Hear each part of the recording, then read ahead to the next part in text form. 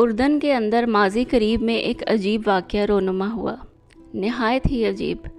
ابو انس ایک نیک تاجر تھا۔ اس کا چھوٹا بھائی یونیورسٹی میں پڑھتا تھا، جس کے جملہ اخراجات ابو انس پورے کرتا۔ کچھ عرصہ بعد ابو انس کا نوجوانی میں انتقال ہو گیا۔ لواحقین میں نوجوان بیوہ اور ایک بیٹا انس رہ گیا۔ کچھ دن بعد ابو انس کا چھوٹا بھائی بھی ان کے گھر منتقل ہوا اور یہ آسرا دیا کہ مرحوم بھائی کی تجارت سنبھالنے کے ساتھ یتیم اور بیوہ کی کفالت بھی میں کروں گا۔ کچھ وقت تو معاملہ ٹھیک چلتا رہا۔ بعد میں اس کی نیت میں فتور آ گیا۔ اس نے چپکے سے ساری جائیداد اپنے نام کرائی اور راتوں رات سب کچھ فروخت کر کے امریکہ بھاگ گیا۔ پیچھے یتیم اور اس کی ماں سڑک پر آ گئے۔ اس بدبخت نے امریکہ جا کر گاڑیوں کا کاروبار سیٹ کر دیا اور ایک گوری لڑکی سے شادی بھی کر لی۔ اس کا بزنس چمک اٹھا اور یہ ارب پتی بن گیا۔ 15 برس بعد اسے خیال آیا کہ اب وطن واپس جانا چاہیے۔ یہ سوچ کر وہ اردن آ گیا اور پھر یہیں بزنس کرنے کا ارادہ بنا۔ اس نے عزینہ کے علاقے میں ایک بڑی جگہ خریدی اور اس پر شاندار بلڈنگ بھی تعمیر کر دی۔ پھر یہاں بھی گاڑیوں کا بزنس شروع کر دیا اور کچھ عرصے میں ہی اردن میں بھی اس کا ڈنکا بجنے لگا۔ ادھر انس اور اس کی ماں انتہائی قسم پرسی سے رات دن گزار رہے تھے۔ ایک خیراتی ادارے کے تعاون سے انس نے تعلیم حاصل کی اور اب وہ شادی کر کے نوکری بھی کرنے لگ چکا تھا۔ غربت کے باوجود وہ اپنی ماں کا بہت خیال رکھتا، مگر بدبخت چچا کو کبھی اس کا خیال ہی نہیں آیا۔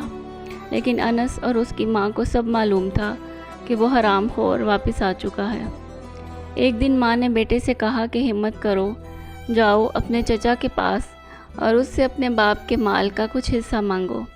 ماں کے کہنے پہ انس چچا کے شو روم میں پہنچ گیا، مگر چچا نے کٹھور دلی کا مظاہرہ کر کے اسے بھگا دیا اور کہا کہ آئندہ ادھر کا رخ بھی کیا تو گرفتار کرا دوں گا۔ وہ بوجھل قدموں کے ساتھ ماں کے پاس واپس آیا اور سارا ماجرا سنایا۔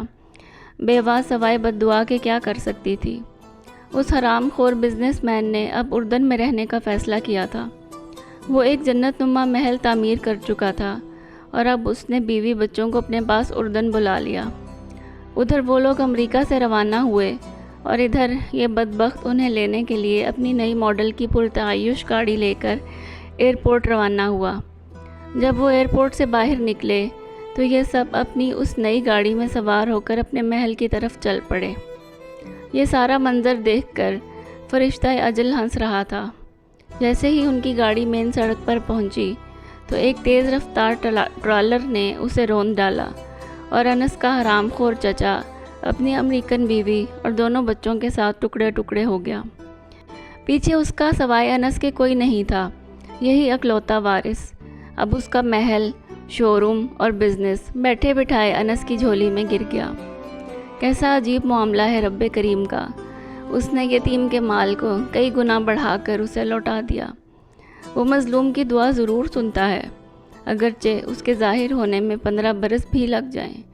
دوسرا یہ کہ وہ ظالم کو ڈھیل ضرور دیتا ہے، لیکن جب پکڑتا ہے تو سامان عبرت بنا کر چھوڑتا ہے۔